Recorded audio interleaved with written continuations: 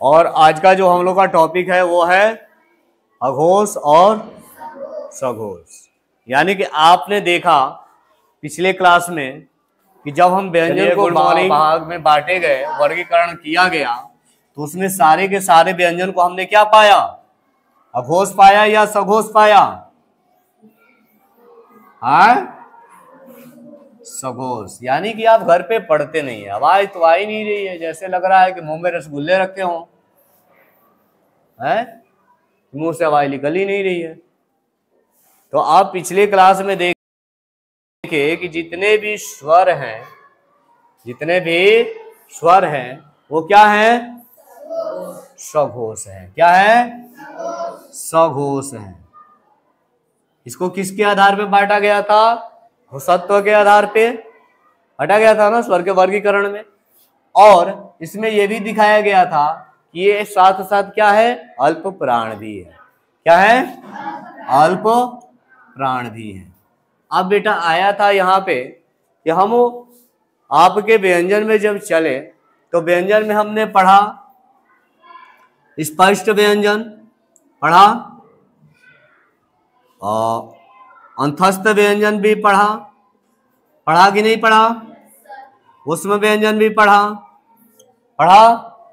व्यंजन के अन्य भेद भी पढ़े। अन्य भेद में हमने क्या देखा? संयुक्त व्यंजन देखा। इसी को क्या कहा जाता है? संयुक्ताक्षर भी कहा जाता है। और अगले कड़ी में हमने क्या देखा? अतिरिक्त व्यंजन भी देखा। अतिरिक्त व्यंजन को किस नाम से जाना जाता है? तो अतिरिक्त व्यंजन को द्विगुण के नाम से भी जाना जाता है, नवविकसित के नाम से जाना जाता है और उत्क्षिप्त के नाम से भी जाना जाता है। अब इसके बाद जो आया था, इसके बाद जो हमारा आया है घोषत्व और प्राण तत्व के आधार पर व्यंजन के बारे में जानना, यही था ना। अब इसमें हमें क्या था? अब इसमें जब घोषत्व के आधार पर जो दिया जाता है कि घोषत्व के आधार पर व्यंजन को कितने भागों में बांटा जाता है, तो वो घोषत्व के आधार पर जो व्यंजन को बांटा जाता है तो क्या आ जाएगा? घोषत्व के आधार पे 2 आ जाते हैं। तो यहां पे हम चलते हैं व्यंजन को बांटने में, क्योंकि स्वर को तो घोषत्व के आधार पे बस एक ही मिला, अघोष तो मिला ही नहीं। अब यहाँ पे व्यंजन को जब हम बांटते हैं तो व्यंजन में हमें 2 मिलते हैं। क्या मिलते हैं? 2 मिलते हैं। एक तो मिलता है अघोष, अघोष। क्या मिलता है? अघोष। और दूसरा मिलता है सघोष। ठीक है, ये किसके आधार पे है? घोषत्व के आधार पे। घोषत्व का अर्थ क्या होता है? स्वतंत्रों में कंपन। स्वतंत्रों में कंपन। आपके स्वतंत्र में कितना कंपन हो रहा है ये देखना है। तो अब इसके आधार पे कह रहा है कि घोषत्व के आधार पे इसमें बताना है कि बताइए कि व्यंजन में कौन से व्यंजन सघोष होते हैं और कौन से अघोष होते हैं। तो पहली बात करते हैं हम किसकी? अघोष की। तो अघोष का क्या होता है कि अघोष कहते किसे हैं? पहला लिख लीजिए कि अघोष कहते किसे हैं? अघोष किसे कहते हैं? लिखिए, अघोष किसे कहते हैं? जिन ध्वनियों के उच्चारण में जिन ध्वनियों के उच्चारण में स्वर तंत्रियों में कंपन न हो। क्या होता है? स्वर तंत्रियों में कंपन न हो,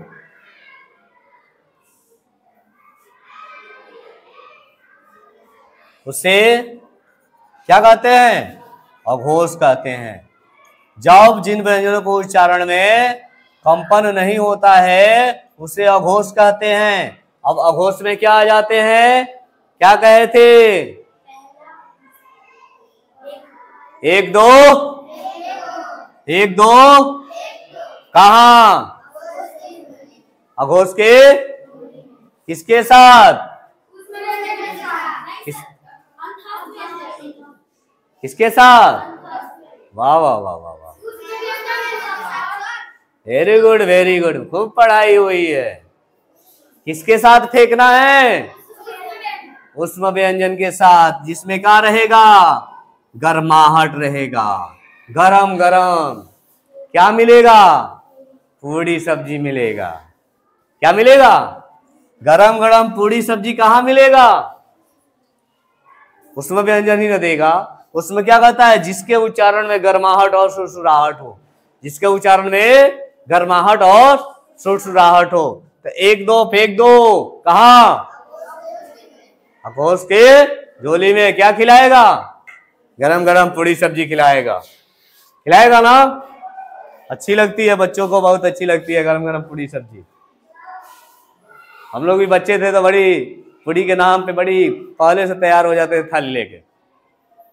जहाँ 4 खाना होता था, जहाँ 4 रोटी खाते थे वहां 10 पूड़ियां खाते थे। तो ये हो गया हमारा क्या? अघोष। अघोष किसमें? स्पष्ट व्यंजन। अघोष किसमें? स्पष्ट व्यंजन में पहला और दूसरा वर्ण जो होता है वो क्या होता है? अघोष होता है। अब बचा पहला और दूसरा अघोष अगर होता है तो ये बताइए कि सघोष क्या होगा?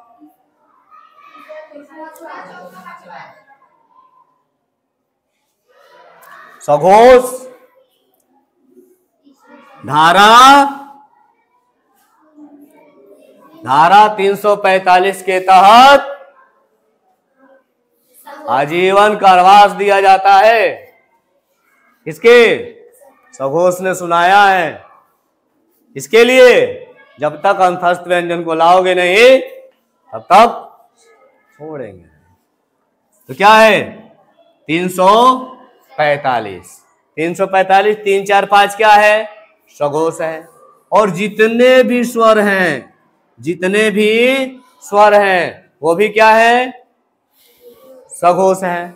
जितने भी स्वर हैं वो भी क्या है? सघोष है। इनको हम मिटा देते हैं कि भैया थोड़ा सा आपत्ति कर रहे हैं, तो इनको थोड़ा सा हटा के हम स्पष्टली देखते हैं। तो इसमें क्या कहा? अघोष में कोई स्वर है नहीं। अघोष में कोई स्वर है नहीं। क्या है? 1 2 है। 1 2 1 2 कहा? क्या मिलेगा? बार बार बताना तो नहीं पड़ेगा, नहीं पड़ेगा ना। तो ये हो गया उष्म व्यंजन के साथ। उष्म व्यंजन की संख्या कितनी? 4। कौन है? तालविश, मूर्धानिश, दांतिश और बेटा हाँ। चले इधर। कहा कि अब घोषत्व में 2 चीजें आई, सघोष भी आया। सघोष में कहा कि पहला जितने भी स्वर हैं वो क्या आ गए? क्या है? सघोष है। पहला जितना स्वर है सबके के सब क्या है? सघोष है। और इसके बाद कहा कि व्यंजन में आते हो भैया तो ले लो धारा 345। 3 4 5 तीसरा चौथा और पांचवा वर्ण क्या है? सघोष है। और साथ में किसको लाना है? अंतस्थ व्यंजन को लाओगे तभी तुमको मुक्त किया जाएगा, अन्यथा करवास में रख दिया जाएगा। क्या है? यार लॉ हुआ, यार लॉ हुआ। ये समझ में आया? अब इसी में एक आता है क्या? इसमें एक आता है प्राण तत्व। क्या आता है? प्राण तत्व। तो दूसरा जो भाग होता है व्यंजन को बांटने के लिए उसमें आता है प्राण तत्व। ये बताइए कि इसमें समझ में आए? हाँ, अब इस चीज को याद रखेंगे, फिर देखेंगे आपसे, क्योंकि कंफ्यूज करेंगे आपको। तैयार है कंफ्यूज होने के लिए ना? हाँ चलिए, तो अगली कड़ी में आते हैं हम। कहा? किसके आधार पे? प्राण तत्व के आधार पे। प्राण का अर्थ क्या होता है? हवा। हवा को किसने देखा? नहीं देखा। प्राण तत्व। प्राण तत्व के आधार पर क्या हो गया? अल्प प्राण और महाप्राण। प्राण तत्व का अर्थ अल्प प्राण। अल्प प्राण का मतलब कम हवा, और महाप्राण का मतलब अधिक हवा। इसका अर्थ क्या होता है? हवा। क्या होता है? हवा। अर्थ क्या है प्राण का? हवा। इसका अर्थ होता है हवा। अल्प प्राण यानी कि प्राण तत्व अब किसे कहते हैं? तो थोड़ा सा इसके बारे में चर्चा कर दें कि प्राण तत्व होता क्या है, तो प्राण तत्व किसे कहा जाता है। तो ये तो समझ में आ गया कि अर्थ होता है, अर्थ के आधार पर यानी कि हवा होता है प्राण तत्व। अब यहाँ प्राण तत्व क्या है? यहाँ प्राण का अर्थ होता है हवा से। किससे? हवा से। चूंकि हिंदी में प्राण ध्वनि का प्रतिनिधित्व करती है। हिंदी में जो प्राण होती है वो किसका प्रतिनिधित्व करती है? ध्वनि का, यानी हवा का प्रतिनिधित्व करती है। हवा का प्रतिनिधित्व यानी दिखाती है। जब तक आपके गले से, स्वर तंत्र से हवा ना निकले तो क्या कोई व्यंजन और स्वर निकलेंगे? नहीं निकलेंगे ना। तो प्रतिनिधित्व कौन कर रहा है? हवा कर रहा है। हवा कर रही है किसके प्रतिनिधित्व? व्यंजनों के, स्वरों के, ध्वनि की। क्योंकि ध्वनि को निकलने के लिए सबसे पहले क्या चाहिए? हवा चाहिए। हवा नहीं रहेगी सही से तो ध्वनि का उच्चारण भी नहीं होगा सही से। इसलिए कहा जाता है कि अल्प प्राण ध्वनि को हवा मुक्त तथा महाप्राण ध्वनि को हवा युक्त कहा जाता है। जो अल्प प्राण ध्वनि होती है हवा मुक्त होती है, और महाप्राण जो ध्वनि होती है हवा युक्त होती है। यानी अल्प प्राण में हवा नहीं होती और महाप्राण में हवा ही हवा होती है। यानी कि वो किसके साथ होती है? हवा के साथ होती है। यानी कि इसके महाप्राण के उच्चारण में हवा की आवश्यकता पड़ेगी, लेकिन अल्प प्राण के उच्चारण में हवा की आवश्यकता नहीं पड़ेगी। ठीक है, समझ में आया? अब कह रहे कि अल्प प्राण किसे कहते हैं, समझ में आ गए होंगे। महाप्राण किसे कहते हैं? जिन व्यंजनों के उच्चारण में, जिन ध्वनियों के उच्चारण में कब हवा की आवश्यकता पड़ती है उसे अल्प प्राण कहते हैं, और जिन ध्वनियों के उच्चारण में अधिक हवा की आवश्यकता पड़ती है उसे महाप्राण कहते हैं। अब चलते हैं कि अल्प प्राण क्या है। तो जितने भी स्वर ध्वनियां होती हैं वो बेटा क्या होती है? अल्प प्राण होती है। क्या होती है? अल्प प्राण होती है। जितने भी स्वर हैं, तो बचा क्या? महाप्राण में केवल क्या बचा? व्यंजन बचा। क्या बचा? व्यंजन ही बचा। यहाँ पर केवल के केवल व्यंजन ही है जिसको बांटे जाएंगे। किसमें? अल्प प्राण और महाप्राण में। ये तो स्वर ऐसे ही हो गया। क्या? अल्प प्राण आ गया ना, तो बच्चा क्या? केवल व्यंजन ही नहीं बचेगा अल्प प्राण और महाप्राण में। स्वर तो ऐसे ही हो गया अल्प प्राण। तो चलते हैं, हमें समझना है यहाँ महाप्राण को। तो महाप्राण में कौन कौन से ध्वनियां आती हैं? तो पहला कि अल्प प्राण में और महाप्राण में यहाँ पे देखिए कि जो व्यंजन को बांटा जाएगा, तो यहाँ पे महाप्राण में क्या आ जाएगा? 1 3 5 कांध के 1 3 5 कांध के नाच। अब ये कांध के नाच के साथ क्या आएगा? हाँ, यही तो है अल्प प्राण में। ये क्या है? 2 भाग में हमने बांट दिया ना। यहाँ पर हमने 2 भाग में बांट दिया है इसको। किसको? व्यंजन को बांटा है बेटा। काहे कंफ्यूज हो रहे हो? यहाँ पे हमने किसको बांटा है? व्यंजन को बांटा है। तो स्वर तो पहले ही अल्प प्राण में है, तो ये इसको हम यहाँ पे भी लिख सकते हैं ना। ये समझाने के लिए हमने यहाँ पे लिखा है। तो ये कहाँ आ जाएगा? 1 3 5 में। 1 3 5 क्या है? पहला, तीसरा और पांचवा वर्ण। पहला, तीसरा और पांचवा वर्ण क्या होता है? अल्प प्राण होता है। तो स्वर भी अल्प प्राण है, और तीसरा, पहला, तीसरा, पांचवा वर्ण भी क्या है? अल्प प्राण है। समझ में आ रहा है कि नहीं आ रहा है? आ रहा है। चलिए, अब महाप्राण में क्या बच गया? 2 और 4 24, 2 और 4 24। अब यहां पे देखना है कि ये तो केवल देखा स्पष्ट के साथ, ये किसके साथ देखा? स्पष्ट के साथ। इसमें भी महाप्राण में होंगे ना, कौन? अंतस्थ और उष्म। तो कहां जाएगा उष्म और कहां जाएगा अंतस्थ, ये समझना है। कहां जाएगा उष्म और कहां जाएगा अंतस्थ। तो ये बताइए कि आप उष्म को कहां रखा जाए और अंतस्थ को कहां रखा जाए, अल्प प्राण में या महाप्राण में? तो बताइए कि अल्प प्राण में हम किसको रखें, उष्म को या अंतस्थ को? लगाइए दिमाग। हाँ,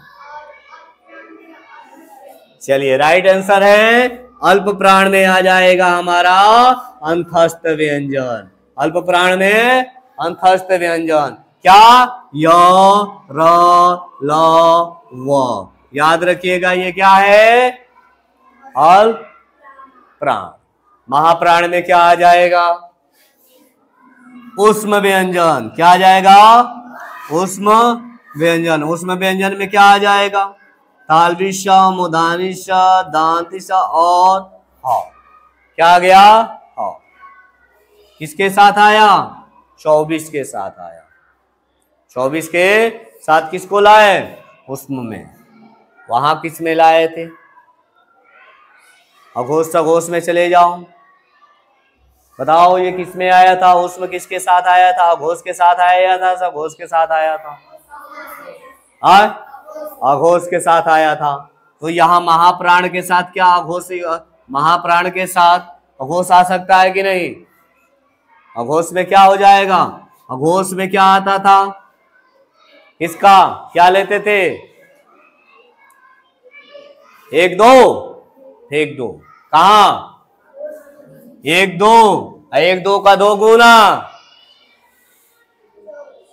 1 2 का 2 गुना,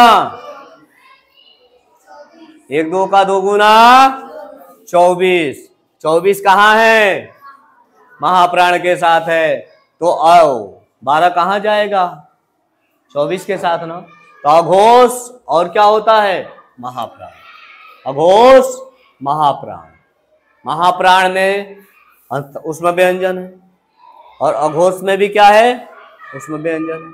अगर ऐसे ना याद हो तो याद इससे रखो, अल्प प्राण या सघोष, जितने भी स्वर ध्वनियां होती है वो क्या होती है बेटा?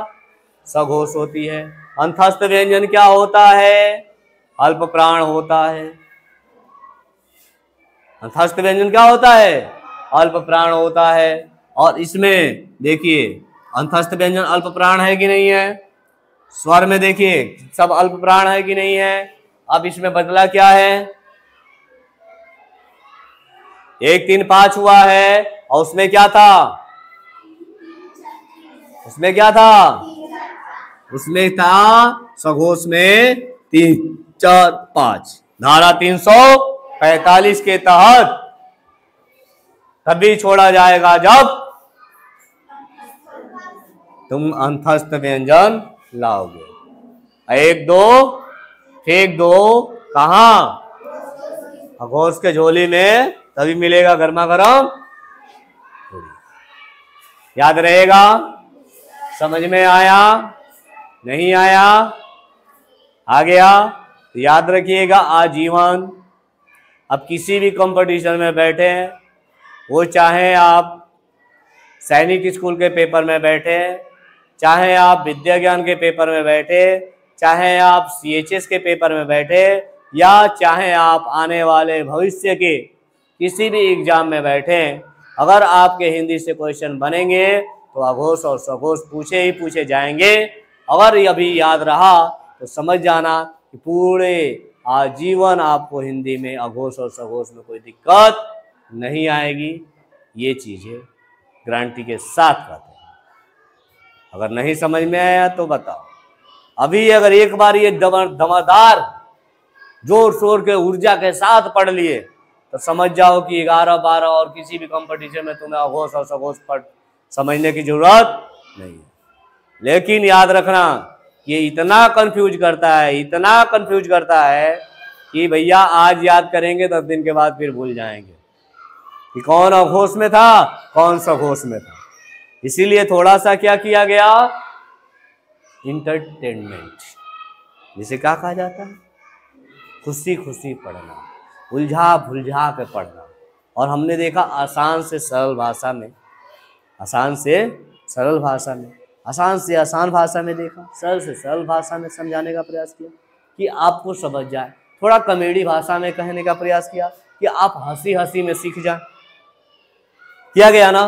तो अब चलते हैं, क्या वास्तव में आप इस चीज को सीख पाए या नहीं सीख पाए। चले एक टेस्टिंग के लिए, तैयार है टेस्टिंग के लिए। अब चलिए इसको मिटा देते हैं और बेटा अब चलते हैं एक टेस्ट के तरफ, और आप बताएंगे कि क्या आपको समझ में आया कि नहीं आया।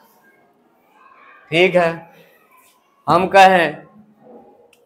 कहें 24 बताओ क्या है, अघोष है या सघोष है। पहला और चौथा वर्ण क्या होता है।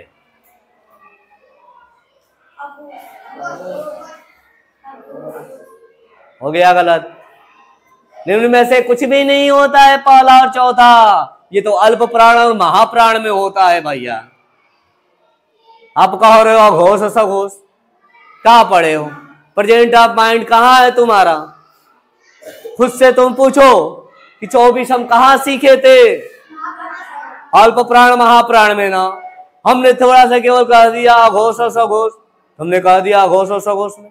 आंसर क्या होना चाहिए था कि सर आपने क्वेश्चन गलत कर दिया, यहाँ पे तो होना चाहिए था कि अल्प और महाप्राण पूछना चाहिए था, आप और अघोष सघोष पूछ रहे हैं। यानी कि आपका प्रेजेंट ऑफ माइंड क्लास में नहीं है। यह स्पष्ट बता रहा है कि क्रॉस क्वेश्चन में आप फेल हो चुके हैं। बताइए क्या है। यही होता है कि जब पेपर में एग्जाम में आसान से आसान क्वेश्चन आते हैं बड़ी खुश हो जाते हैं, हाँ हाँ हाँ हाँ क्या मजा आ गया। और पता होता है वही क्वेश्चन गलत हो गया था, जो आसान क्वेश्चन होता है वही गलत क्वेश्चन हो गया था। आप तो खुश थे, वाह वाह वाह वाह वाह, सर तो बता ही दिए है, पढ़ा ही दिए है, आप तो बताइए देंगे। लेकिन शब्दों पे ध्यान किसी ने नहीं दिया कि हमने कहा क्या और होना क्या चाहिए था। ये इंपॉर्टेंट है बेटा। कभी भी किसी भी टीचर से पढ़ो, टीचर के बातों को सुनो, समझो, एक भेड़ नहीं हो कि जो कहा जाए वो चल दे, एक भेड़ चल दे तो चल दे। टीचर जो कह रहा है वही सही कह रहा है, तुम क्रॉस क्वेश्चन कर सकते हो। क्या हमने शब्द को जो कहा वो सही कहा था, लेकिन किसी का ऑब्जेक्शन रहा नहीं रहा। सबने क्या किया, अघोष है सघोष है। अरे अघोष सघोष के लिए तुम्हें बताया गया था, अघोष सघोष में बताया गया था कि अघोष सघोष में क्या करना है। तो पहले जानो कि 24 क्या है। 24 क्या है, महाप्राण है। हमने केवल 24 ही लिखा। 24 का मतलब पहला और चौथा। जब पहला और चौथे की बात करें तो ये क्या हो जाएगा, महाप्राण हो जाएगा। क्या हो जाएगा, महाप्राण हो जाएगा। महाप्राण और क्या आ जाएगा, अंतस्थ व्यंजन आ जाएगा, तो उसमें व्यंजन आएगा। देखो नलायक अभी भी नहीं समझ में आया। नलायक कह रहे कि असर, हमने कहा अंतस्थ व्यंजन आ जाएगा, कह रहे कि असर आ जाएगा। क्या आएगा, आंसर होना चाहिए नहीं सर नहीं आएगा, आप तो गलत कह रहे हैं, यहाँ पे तो उसमें व्यंजन आएगा, आप कह रहे कि अंतस्थ व्यंजन आएगा। यहाँ पे क्या आएगा, उसमें व्यंजन आएगा। क्या आएगा, उसमें व्यंजन आएगा। हमने कहा 1 2 फेंक दो, 1 2 फेंक दो, 1 2 फेंक दो, किसके साथ, कहा मिलेगा। अब देखो इशारा कर रहे हैं तो धड़ाधड़ समझ में आ रहा है, लेकिन 1 2 फेंक दो ना कहते, कहते कि 12 क्या है, 12 क्या है, अघोष है। अघोष का पहला और दूसरा क्या होता है? अघोष होता है। क्या स्वर अघोष है? क्या स्वर अघोष है? नहीं सर, स्वर तो सघोष है। क्या है? स्वर तो सघोष है। सघोष में क्या आता है? 345 धारा 345 के तहत तुम्हें आजीवन 345 है भैया ले। 345 के तहत क्या किया जा रहा है? आजीवन कारावास किया जाए। चुट्टे को पकड़ के लाना होगा। किसको? अंतस्थ व्यंजन को तो छोड़ दिया जाएगा। अंतस्थ व्यंजन आएगा, छुड़ाकर ले जाएगा। तो क्या हो गया? अंतस्थ व्यंजन। किसमें? समझ में आया? इधर चले एक चीज और, चले एक चीज और। तैयार हैं? तैयार हैं? चलिए तो हम कहें अल्प प्राण में बता दीजिए। अल्प प्राण में पहला स्पष्ट व्यंजन में क्या आएगा?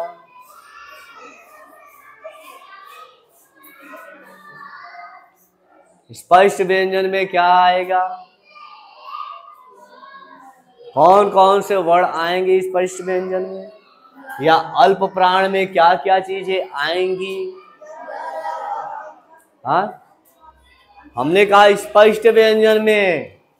क्या ध्यान तुम्हारा कहीं और है, खिचड़ी कहीं और पक रही है। स्पष्ट व्यंजन का मतलब क ख ग घ यन क च ट प वर्ग।